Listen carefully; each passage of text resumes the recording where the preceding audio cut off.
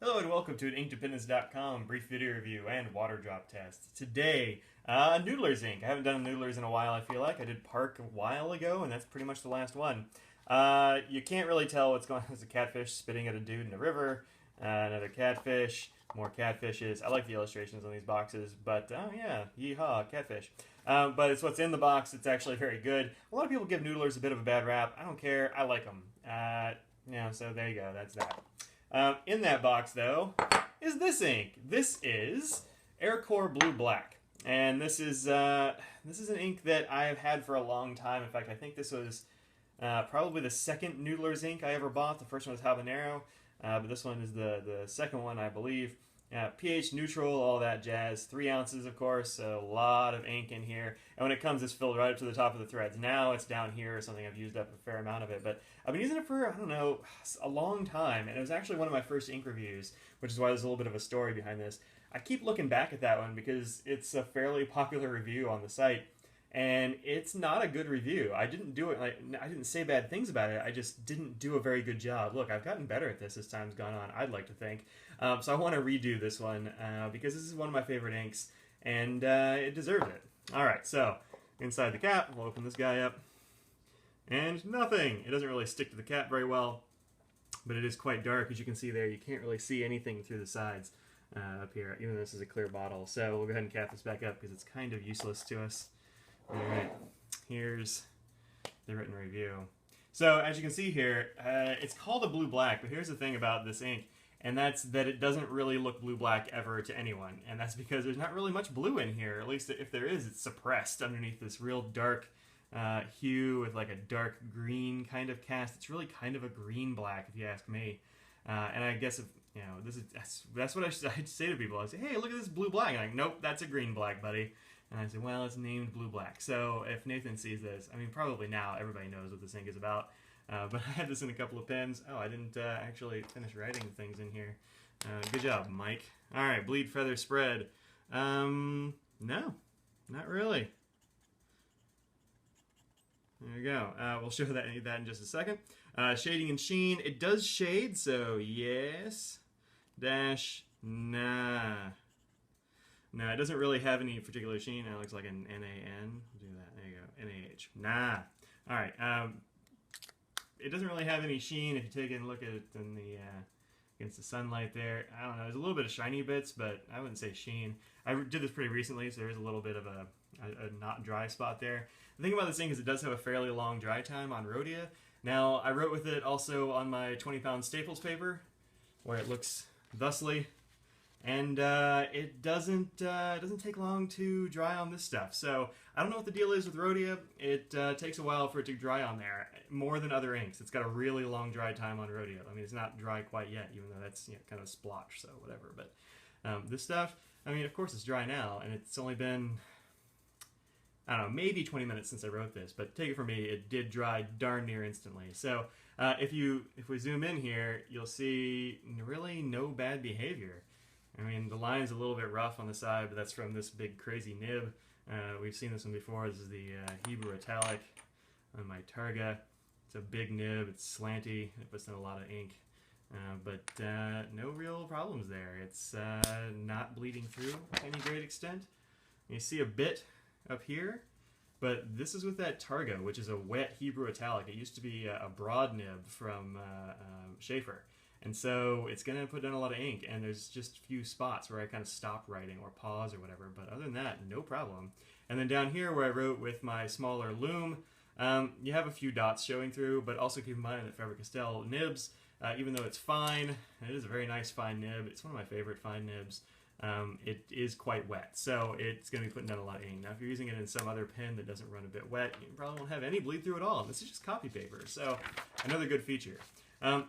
The other thing about this ink is that it's gonna look real dark from most nibs. And if we zoom in here, and as you'll see in the close-ups on the blog, you can't really tell the difference between this and black in most cases. Now, if you turn it just right, or if you put down enough, and then you kind of, like, the thing about this nib is it's a bit of a paintbrush, so you get like thin and thick bits, which is very cool, and I like that a lot. But when you write with it normally with a regular old fountain pen, you're not gonna really see much that's not sort of blackish. Now, it's a real dark green-black maybe, but it's not going to be blue. It's going to look formal enough for you to use, but still have a little bit of character for you there.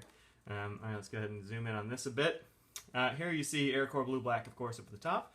And then right under that, Mont Blanc's Blue Hour, which I've only just gotten. And I'm pretty psyched about this ink, actually. Here's the box. If you haven't seen the Blue Hour, it's this one. And I'm kind of psyched that I got that. I got it like a day ago or something from Anderson Pens. And then down underneath that, Ackerman number 4, which I'm not going to try to pronounce yet. I actually have a friend who's from Netherlands, and he's gonna because I'm gonna say, hey, what does this say? And I'm gonna listen very carefully to how he says it. But anyway, number 4, which is kind of a purpley blue, and then of course Sky High, which is a blue, and Midnight Emerald, which I think is the closest to this Aircore Blue Black. Pardon me, I had a hiccup. And it's not really as dark. It's nowhere near as dark, nowhere near as midnighty as the Aircore Blue Black. They both have a bit of a green cast because, I mean, it's emerald, but it's supposed to be blue-black. This one's, I think, more green than this. This has got more of a bluish cast to it, but anywho, there you go. Here's it compared to a bunch of things. All right, so let's go ahead and try the water test on this. I more or less know what's going to happen because I've done this before, but hey, just for completion's sake, spray it on there and all around there. All right, now you'll notice immediately that the color that is swirling off is the blue. So there is blue in here, as we'll see when we look at the chromatography, but when you write with it, you get this green, which is really kind of an interesting trick. If you're into ink washing or something like that, this might be a great ink for you to ink wash with. I don't ever do that. Maybe I should at some point, but I know almost nothing about it. So there you go. Let's go ahead and wipe this away. And yeah, check that out. Real good. Now you see blue on here. Kind of a baby blue came off the top. So there's baby blue in there somewhere. It's hiding, though, underneath all that dark and that green. But here, nothing really moving. You get a few smears. I kind of go like this, and some of that's going to be from my finger. Let's try this. Yeah, you get a few smears, but really not bad. And up here, where it says water and test, I sprayed it all across those. No big deal. You'll see a little bit different color here where the water was, because it's taking the blue away, but nonetheless, very good. So this one, waterproof, at least very water resistant. It'll move some, but not a whole lot. So I wouldn't worry about too much about your documents with this one. Another good feature. And then, here's something very cool. This is the chromatography for this ink.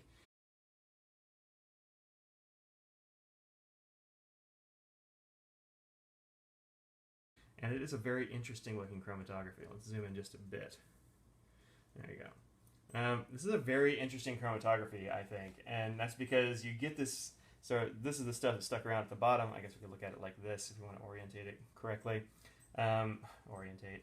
And you get these like interesting waves in there, and these kind of like pits of dark color. And then up here, that's that light blue that we just washed off the top. So a very interesting ink, this Aircore Blue Black, but also kind of a green-black that's hiding blue in there. I know Nathan likes to hide colors in things, which is I think it's cool. It's not something people are going to see very much, but it's nonetheless very cool.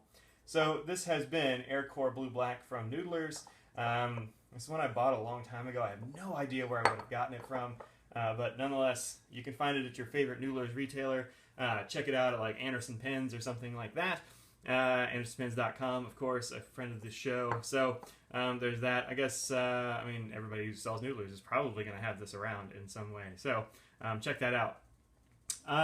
What else? Oh, hey, I'm Mike. This is InkDependence.com. And if you want to support InkDependence.com, please go over to patreon.com/InkDependence to find out how you can make your donation to the show. I do those on a monthly basis, not a review basis, so that means that you won't be charged every time I do a review, because sometimes a little sporadic, especially during the school year when I'm teaching, but then in the summer I kick it up, and I don't want to have any surprises. I would hate to surprise people who are being kind enough to pay me for a free thing, so that will always be monthly. I'm not going to change that, at least I don't think I'm going to. So there you go, and of course, I'm not going to change it. It's going to be that way. Alright, so there you go. That's this Noodler's Aircore Blue Black redo, and peace out.